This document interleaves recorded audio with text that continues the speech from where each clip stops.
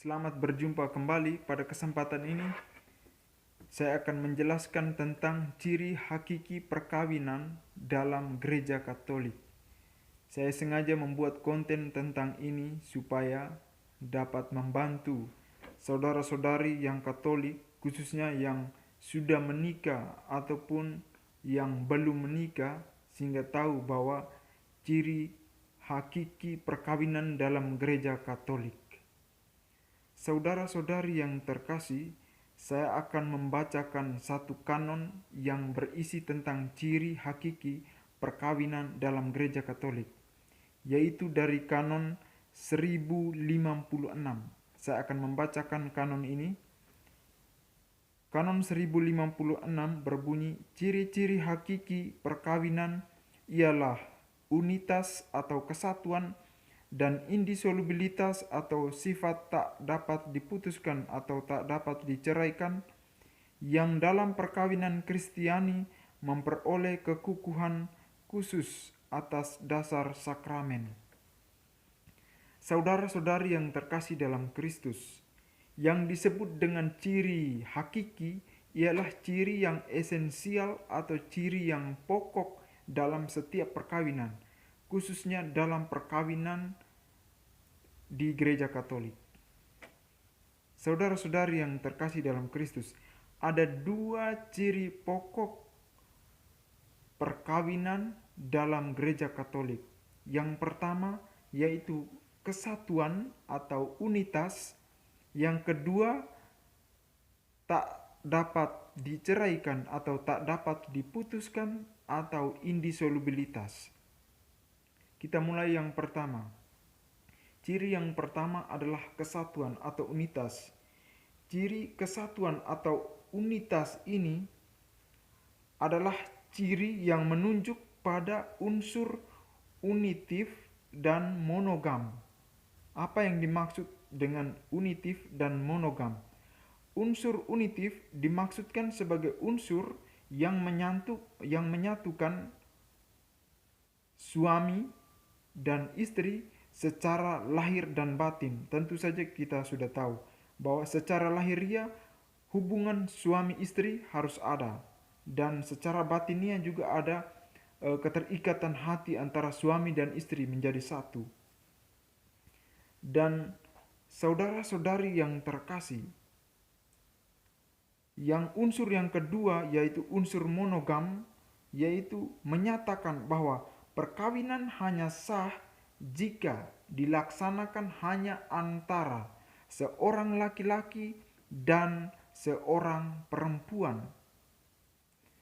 Sehingga saudara-saudari, tidak dibenarkan jika seorang perempuan mempunyai beberapa suami dan seorang laki-laki tidak dibenarkan jika mempunyai beberapa istri. Karena jika dia mempunyai beberapa istri atau mempunyai beberapa suami, itu tidak dibenarkan di dalam ajaran berkaitan dengan perkawinan di dalam gereja Katolik.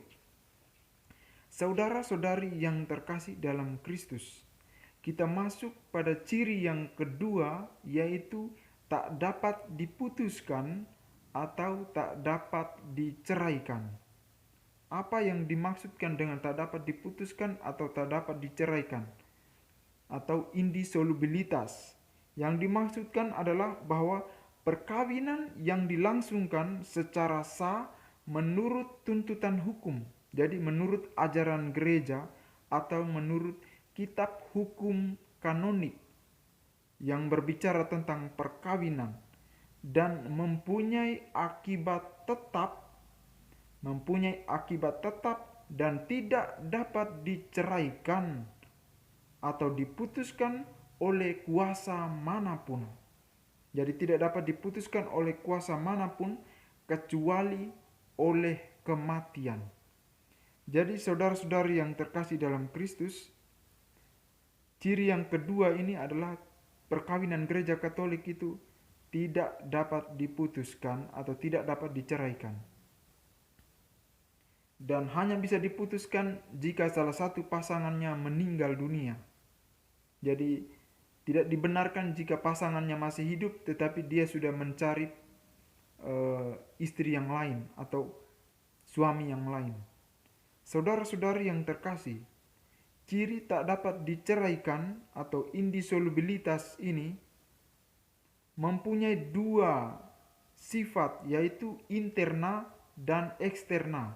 Interna itu berkaitan dengan perkawinan dalam gereja Katolik yang dilangsungkan oleh seorang perempuan dan seorang laki-laki itu dinyatakan bahwa legitim atau layak, legal, sah, dan tidak dapat diputuskan oleh kemauan atau keputusan suami dan istri. Jadi suami dan istri tidak seenaknya saja kita sepakat kita putus ya, tidak seenaknya seperti itu. Karena di sini dikatakan bahwa tidak dapat diputuskan oleh kemauan dan persetujuan suami istri.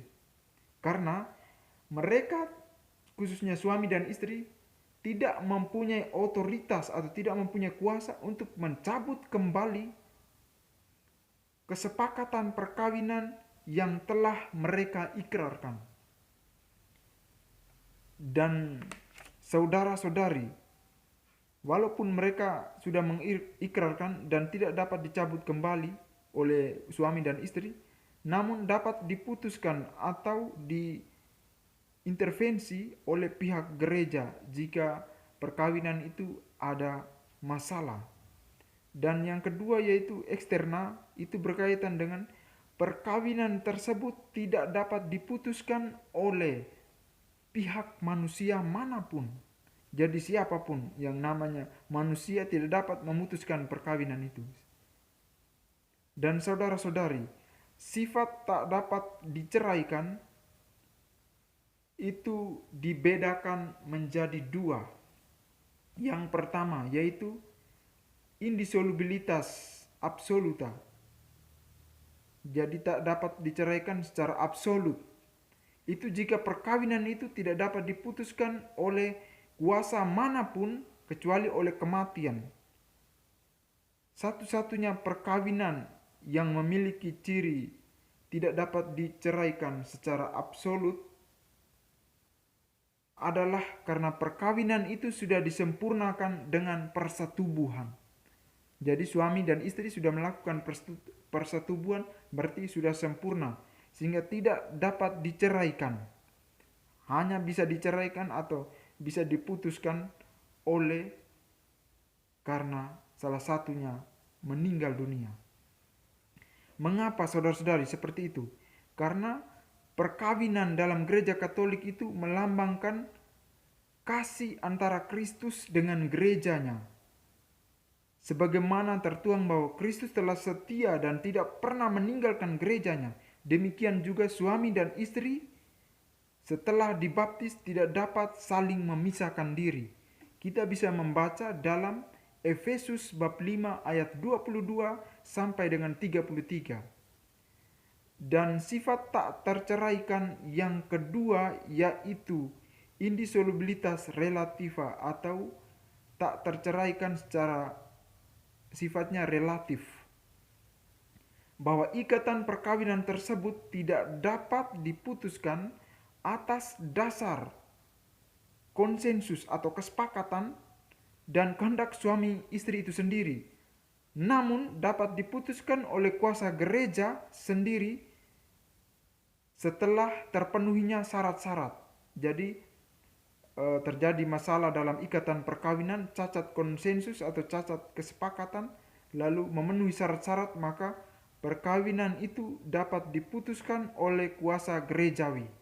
Dan biasanya kalau kita di keuskupan itu pihak tribunal di keuskupan, pengadilan gerejawi atau pihak tribunal, mereka akan mengurus keluarga-keluarga yang bermasalah dalam hal perkawinan ini. Jadi saudara-saudara, demikian intinya bahwa ciri perkawinan itu satu dan tak terceraikan. Semoga penjelasan saya ini singkat dan bermanfaat untuk saudara-saudari, khususnya yang beragama Katolik. Dan kita tetap percaya pada kasih Kristus yang dilimpahkan kepada keluarga yang telah menjalani dengan setia hidup perkawinan mereka. Tuhan memberkati. Amin.